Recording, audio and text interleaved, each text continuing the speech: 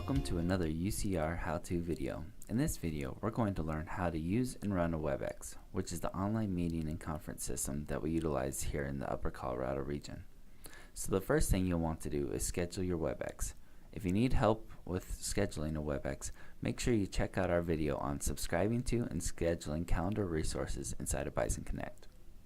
Once you've scheduled your meeting, someone at the help desk will set up your Webex for you. You'll receive two emails like these two right here. One of them will give you the host information for your Webex. So you can see the meeting scheduled here. It says you are the host for this online meeting. It has your host key. And the second one is for you to forward to other people that will be attending your meeting as well. For this video, we're going to walk through this as if you're the host. So what you want to do is go to the email with the host information. This is the email that says meeting scheduled and has the name of your Webex in the title. We'll click on UC Webex to expand the whole email, and then we'll go ahead and copy the host key for future reference. Now that the host key is copied, we'll click on the link next to Go To, and that's the link for our Webex. It'll open the Webex up in a new tab, and in here you'll type in your name and your email address. One piece of warning: if you are the host, you do not want to click on down here where it says if you are the host, start your meeting. What you'll want to do, regardless of whether you're the host or just an attendee for the meeting, is type in your information and click join. This will go ahead and kick off your Webex.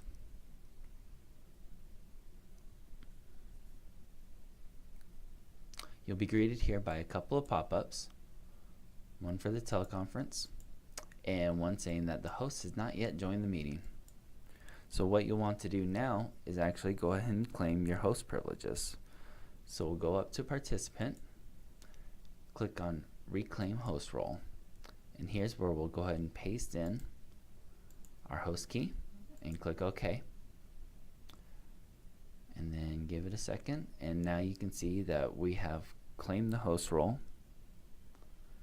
So now that we're the host, one of the things that you can do inside of Webex is actually share the host role with somebody else. So I'll show you how to do that real quick.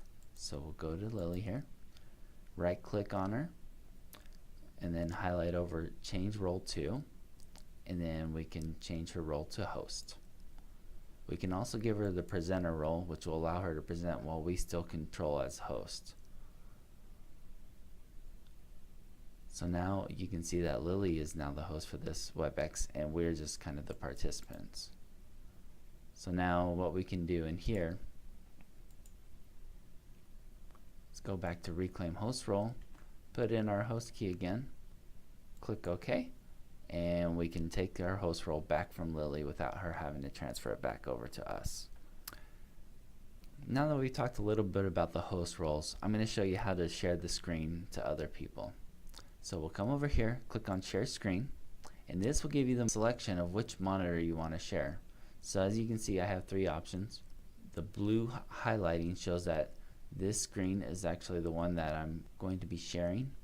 So we'll click on that, and then now my monitor is being shared with all the attendees of the Webex. If I want to change my monitor on the fly, I can come up here where it says you are sharing this monitor, click on share.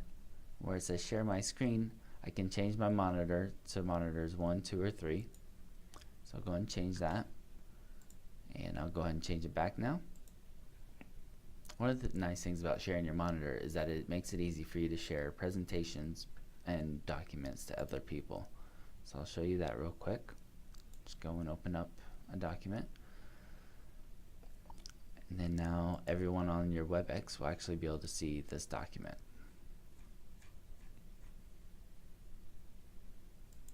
Alright, we'll go ahead and close that out, and then now what we'll go ahead and show you is how to record a meeting.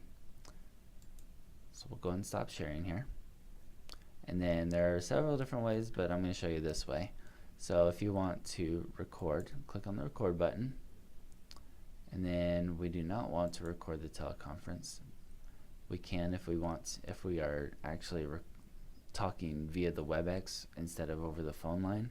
Most people just talk over the phone line though.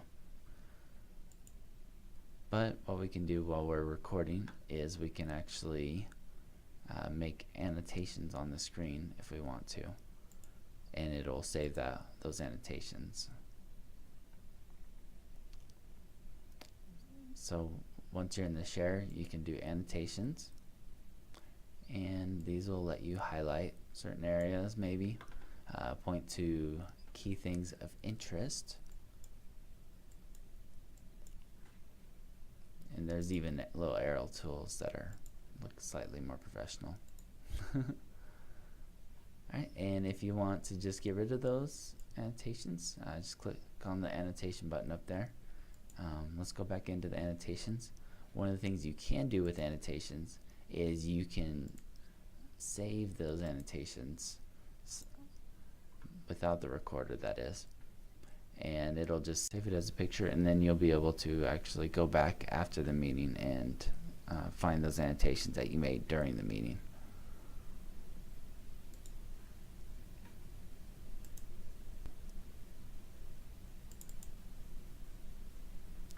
So there's your annotation that we just saved. Now let's go ahead and stop our recording. While you are sharing, it does hide all the menus, but what you can do is you can access those even through the menu up here. So you can bring up a little pop-up on the side. So you have your participants. Now you can see your chat if you have active chats going on during your meeting. Let's go and close those out.